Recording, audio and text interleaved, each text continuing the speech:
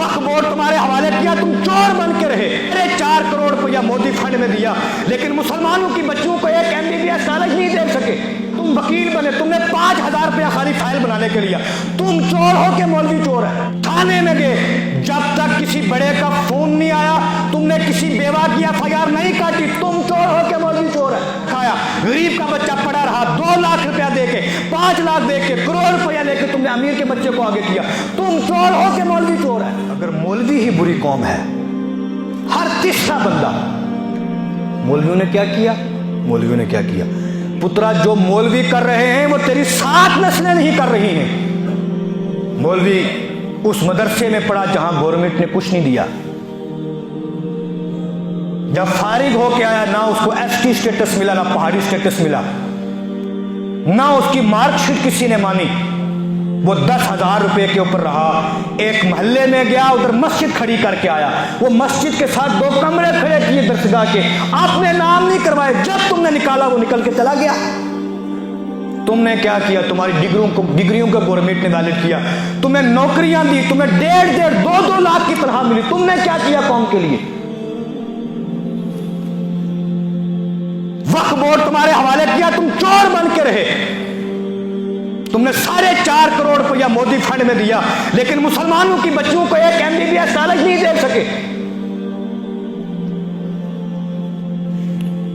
तुम शादरा के नाम के ऊपर तुमने जम्मू में 4 बड़े मॉल खड़े किए, उम्मत मुस्लिमा की बच्चियों को एक नर्सिंग कॉलेज नहीं दे सके। चोर तुम हो, ये मस्जिद में बैठने वाला मौलवी नहीं है। तुम लानती हो। तुम्हारा सारा काम, मौलवी बगैर उजरत के जनाजे में पहुंचता है, बगैर उजरत के तुम्हारे यहाँ दुआएं करता है, बगैर उजरत के सारे काम करता है, लेकिन तुम्हारे मुंह जब खुलते हैं, मौलवी ये कर गया, वो कर गया। मौलवी ने क्या किया वो सुने, बगैर किसी इवज के उसने आज भी हर मस्जिद में जो इमाम खड़ा है, ये मौलवी की देन है। किसकी देन है? तुम्हारी खुशामतें की, तुम्हारे घरों में गए, तुम्हारी ज़कातें ली, लाके मदरसों के कमरे खड़े किए। कुछ ना सही, हर मस्जिद में जो इमाम खड़ा है, किसकी देन है?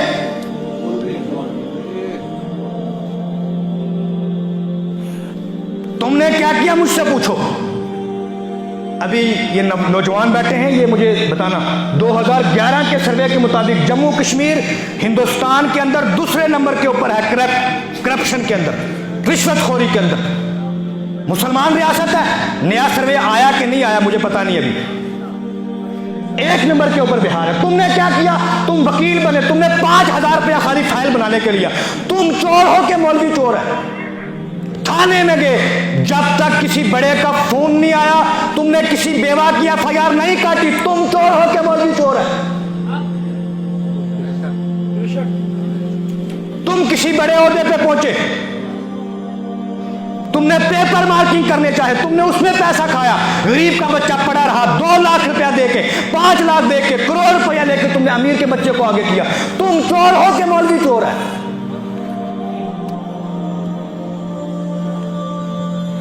इसलिए मैं बाबा जी की बोली बोलूं अगर, तो ये खूब बंदे से पुत्र बनो। क्या बात? कौम बिखर गई। जब पलट के आए, मौलवी क्या करते हैं? Brother, what are you doing? आप क्या कर रहे हैं? What's your monthly salary? 1.5। उसके बाद क्या करते हो? मुझे पूछो मैं क्या करता हूं। Just ask me. 9,000 रुपये महीने की तनख्वाह है।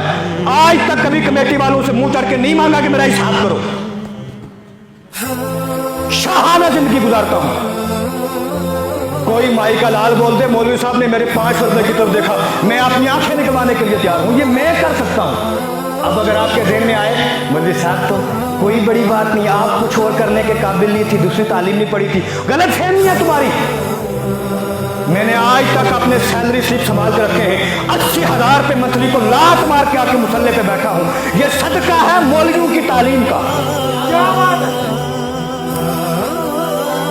जिस माई के पुत्र को शाकुर बगैर किसी सबब के मोहब्बत से कि मौलवी साहब को सैलरी स्लिप हमें भी दिखाओ, इधर मस्जिद से बाहर निकले बगैर मैं इमाम साहब को भेजूंगा, ले ला के दिखाएंगे। लेकिन हम कहते हैं यार कोई बात नहीं, ये दीन पड़ा है, ये कौम धक्के दे, ये गालियां दे, कुछ भी कहे, क़यामत के दिन हुजूर से कहेंगे यार रसूलल्लाह सारा कुछ छोड़ के तेरे दीन की तबलीग की थी, कौम ने नहीं माना,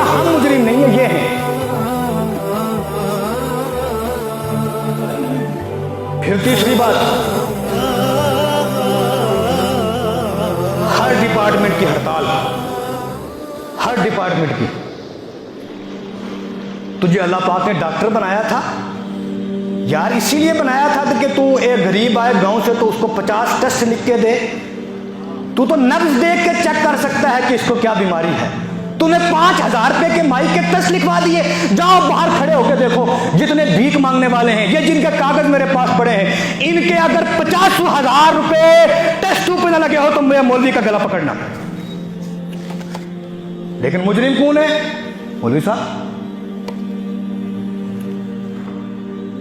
और दूसरी तरफ कौम का जुर्म।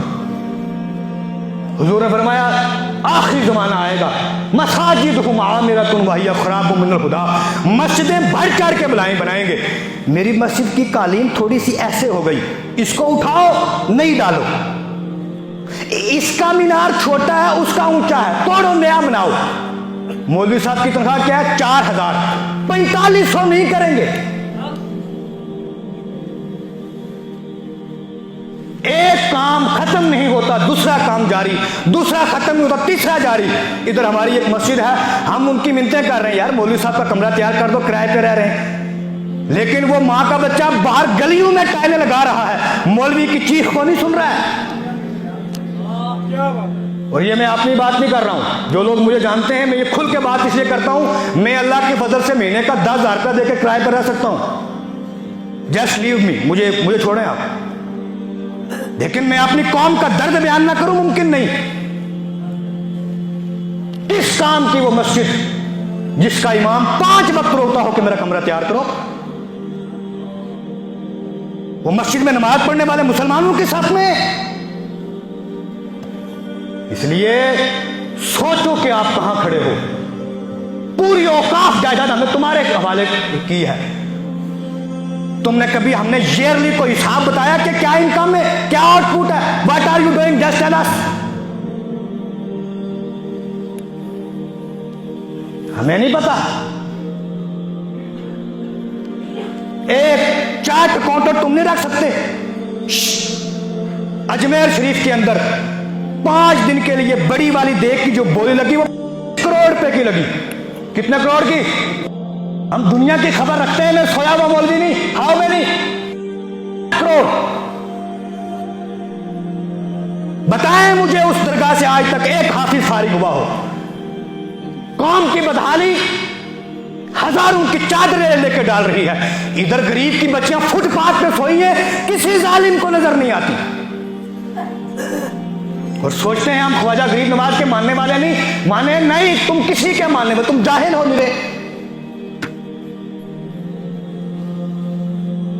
तुम 10,000 की चादर लेके वहां डाल सकते हो, यहां गरीब चिल्लाता रहता है तुम्हारे दरवाजे पे खड़े होके, मेरे बच्चे को कैंसर हो गया, मेरे बच्चे को परेशानी है, मेरे बच्चे का ये शालीमार है, फलां डॉक्टर से बात कर लो, ये रिपोर्ट चेक कर लो।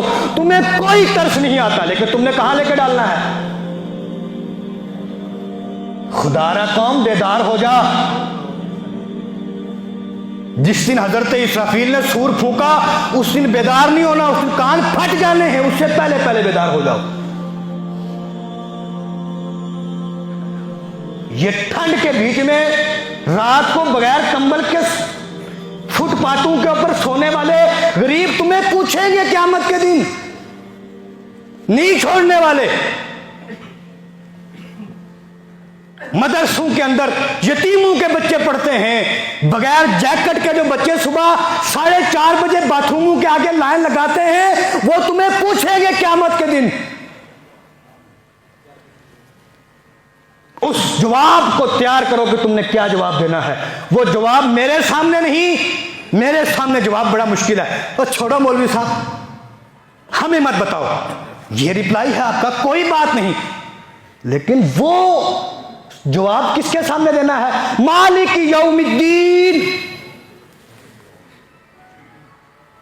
जो इंसाफ के दिन का मालिक है, सारे दिनों का वो मालिक है। फिर क्यों कहा इंसाफ के दिन का मालिक है?